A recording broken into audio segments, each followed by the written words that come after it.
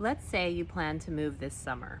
Things were starting to line up, and then boom, the world hits pause. What are you going to do now? Clients of mine are in this situation. They want to move to Berkeley over the summer in order to start in the new school for the fall semester. Our plan was to have them move out into a rental property in the East Bay, a full year-long rental, so that we could prep and market and stage the home with it fully vacant, doing the whole kit and caboodle, all of the things that is often done in San Francisco, or at least was done in pre-coronavirus era. They were planning on doing painting and floors and new carpeting and light fixtures, some handyman work, some gardening work, and totally relocate into this new property. And they might still do this, but they were wondering, is this still the right thing to do? Is the market going to be just as good as it was before?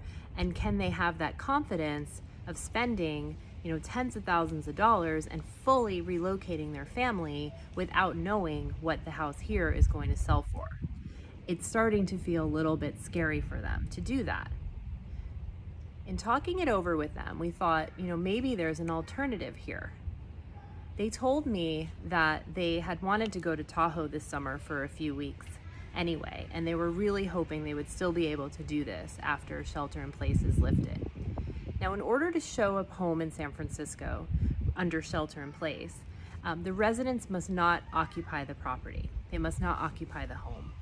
And it's unclear as to whether once shelter in place is lifted, if that rule will stay in place or not.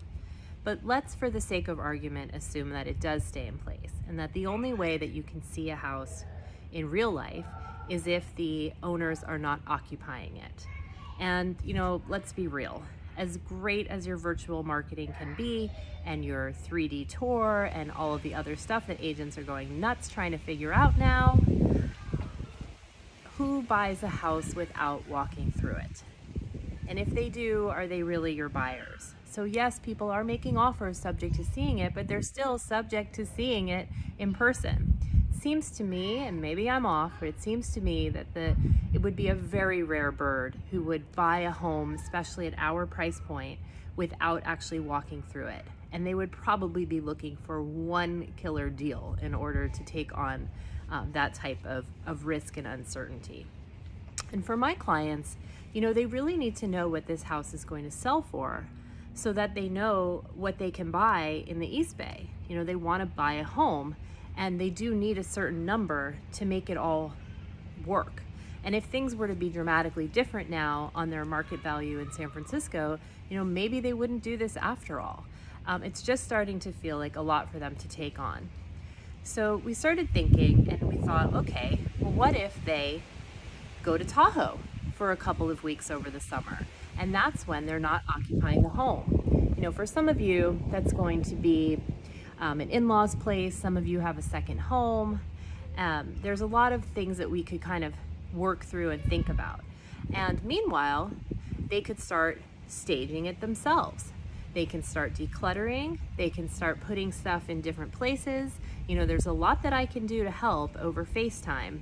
It's almost like being there, and without all, with total social distancing. So we are going to spend this time now getting their home ready as much as they can do under the current circumstances. I'll be able to help them, and there might be some other professionals, depending on what it is, who will be able to help them. The other thing they can do now is we can start marketing the property as a coming soon, and also as a Compass private exclusive. So here in San Francisco, where Compass is so dominant, if you have a private exclusive, which means an off market, and available only to Compass, we can shop it around to actually 40 or more % of the realtor population here. So you really do get a very broad swath of the realtor pool. I mean, we're talking about all the Paragon agents, all the Pacific Union agents, all the Compass agents, all the Elan Pinnell agents, everyone who's now under this Compass umbrella, we can market to. And so we can do these things while we're getting ready for shelter in place to be lifted, and they can do their things and their homework to get their house ready to go, So these folks haven't fully decided yet. They may still take the plunge and go into a rental and move completely. And then once we are able to, we'll get the property ready for market. We're still going to do all of the coming soon and private exclusive marketing, because you never know, you might have a really eager buyer right now. My sense is that there's a lot of pent-up demand that isn't satiated because nothing's available. But they're going to figure out what they want to do. It might still make sense for them to go into a rental and move and then take their time buying so that they can watch and see what's going to happen in the market that they're going to move to. But meanwhile, we're taking this time to be prepped and ready to go. And I will say that making this video has been very entertaining. I'm desperate to be outside because it is sunny today, and it hasn't been sunny in a while. But Lord knows I am not a professional videographer, and I've got shadows and I've got weird lighting, and my phone even fell over in the middle of one of these cuts. So please rest assured that when we're working together, I do hire consummate professionals to do my videography and my photography. And we have a lot of fun with it. But I'm enjoying these video updates and wanted to take a real life scenario to talk to you about it. If you have any other questions like this, I'd be happy to answer them. And you know, stay safe out there and hope to see you soon.